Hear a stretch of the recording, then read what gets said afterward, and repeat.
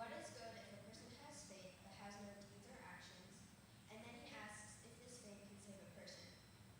First of all, we need to recognize that James is concerned for the lives of the believers, is concerned for those who call themselves believers but have no change of heart, is concerned about them practicing what they preach and living in harmony together, and is concerned about problems with the heart, such as favoring the rich and looking down on the poor. He raises a very good question. If your faith and belief in Jesus Christ as Savior is not shown through your actions, do you have real faith? James is not saying that faith doesn't save you. He is saying that faith without works is a false faith. Actions are not an addition onto faith. Genuine faith always produces action, because when you have genuine faith, the Spirit of Jesus is in you, and that Spirit always wants to and will lead you to do what is right. Now we'll take a look at the next couple of verses, starting with verse 15. Suppose a brother or sister is without clothes and daily food. If one of you says to them, "Go in peace, keep warm and well fed," but does nothing about their physical needs, what good is it? What good is it to see a need, acknowledge it, but not do anything to help? If we have this faith and we acknowledge a need but not do anything about it, then we are not following Jesus' example.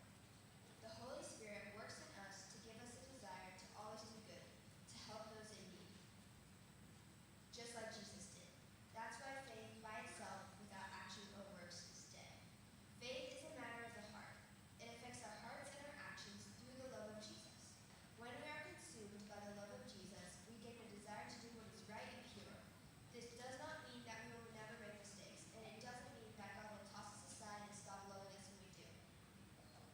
However, it does mean that we should try and keep our hearts open and alert for when we come across a sudden desire to do good, making sure to distinguish that from evil desires. We also must be aware of the opposite, which is faith without deeds. Saying you love and have accepted Jesus, but also stating that it is not your responsibility to help others or do good acts. As believers, we all have a responsibility. Now we'll have a short skit to emphasize the point.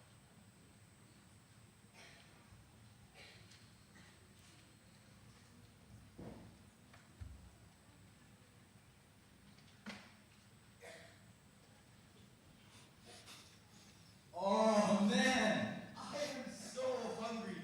I haven't eaten anything all day. Oh, that must be terrible. Yeah, it's really, really bad. Hey man, you think you can help me out a bit here?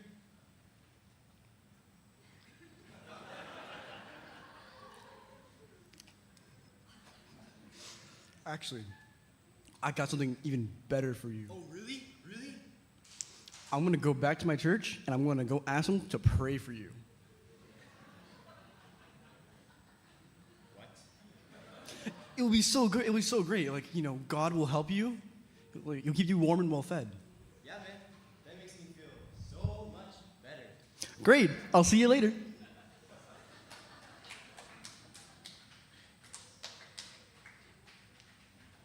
Actually, hold up. Edward, you want a slice of pizza? Actually, There you go. thank you so much. All right. That's faith in action. I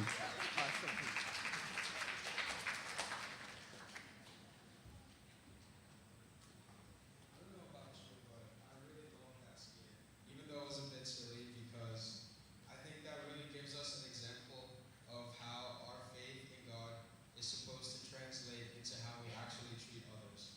And so to give you a little bit of understanding of the book of James and what is happening, James, a leader in the church, is addressing many of the members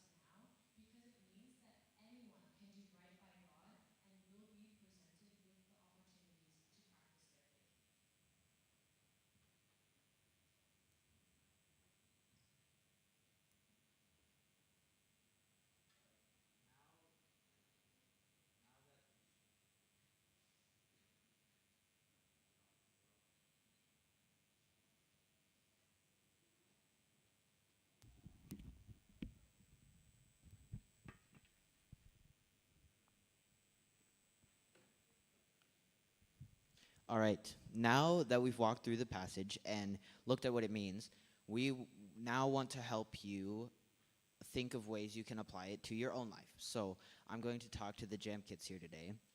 Can the Jam Kids raise their hands? Who's in Jam? Raise them up high.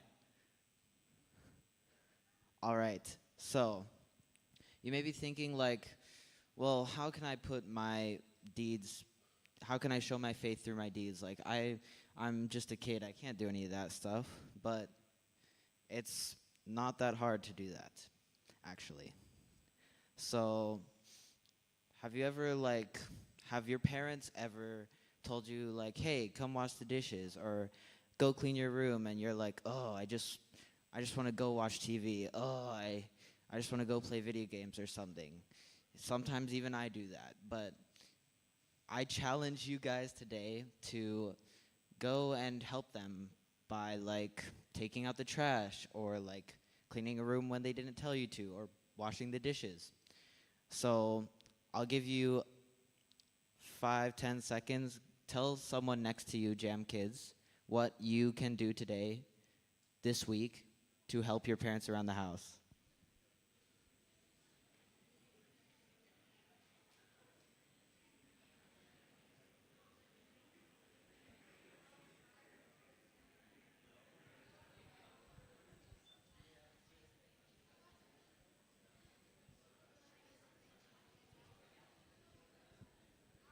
All right. All right. So next week, if you heard one of these Jam Kids, maybe come back and ask them, hey, did you do this week? And if they didn't, I don't know. Miss Christina will deal with them. But this just goes to show kids that showing faith through deeds doesn't have to be anything big. It can just be little things. And now I'm going to pass it off to Clay.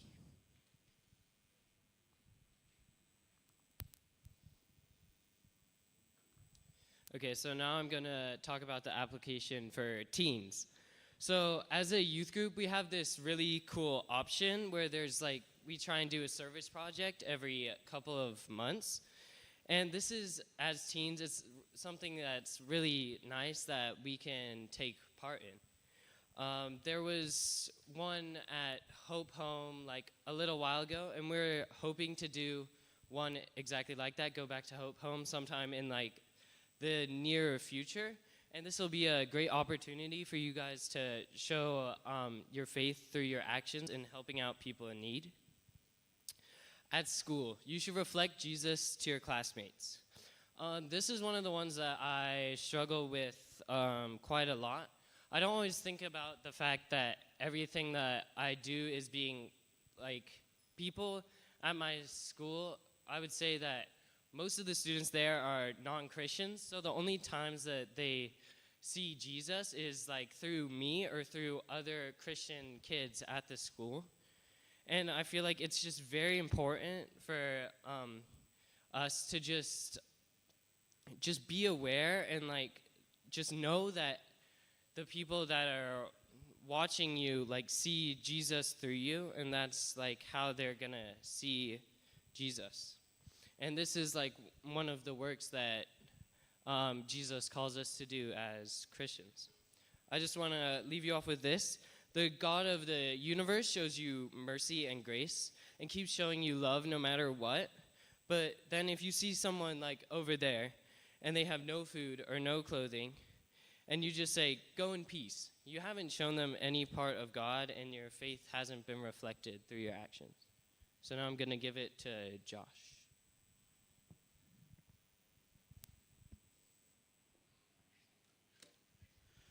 All right, so we've seen how this passage applies to both Jam Kids and teenagers.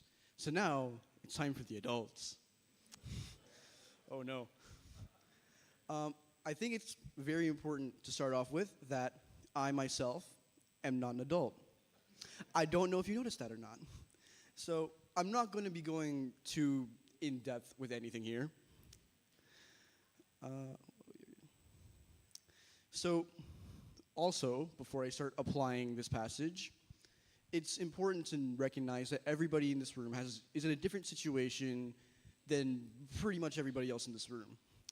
So it is important to remember that the main idea is to be glorifying God and not ticking off your little check boxes.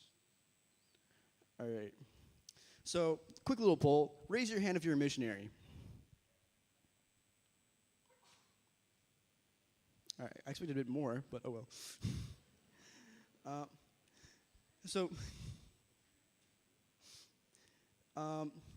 I'm not a missionary. Notice I didn't put my hand up. So in James, the main idea is that actions are a reflection of who you are. So, stay with me here. If you want to figure out who you are, look at your actions. It's a bit complicated, I know.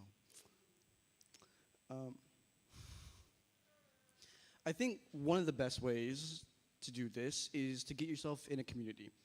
Like for me, I'm on the worship team. I'm also part of Equip. Just being in a community where you can just be with other people that can hold you accountable for your actions, and being in a community where you're with other people that you can grow together is probably the best way to develop as a Christian. Some examples of this could be in your home life. So we're all in different situations here. So if you're part of a family, if you have kids, that itself is its own little community. It's an area where you were very influential in your kids. If you're in college and you're with your roommates, you spend a lot of time with them. You should be reflecting Christ to them along with this. So James, really, he calls us to take action, right? So he calls us to be there for everyone here, for everyone which you are around. Be an accurate reflection of Christ. I am not that. Every day when I get back from school, myself personally, I tend to just go in my room and do homework or just not do anything with my family. That's not very good. Because we need to be active within our communities. And my family is one of those communities which I need to be active in. So just being around other people and just being in a state of mind where you recognize that you're reflecting God in everything that you do, you should start to see an improvement in your heart, which would later be reflected through your actions. I think that's really what James is trying to get at here. So I'm going to hand it off to Joyce to conclude the sermon.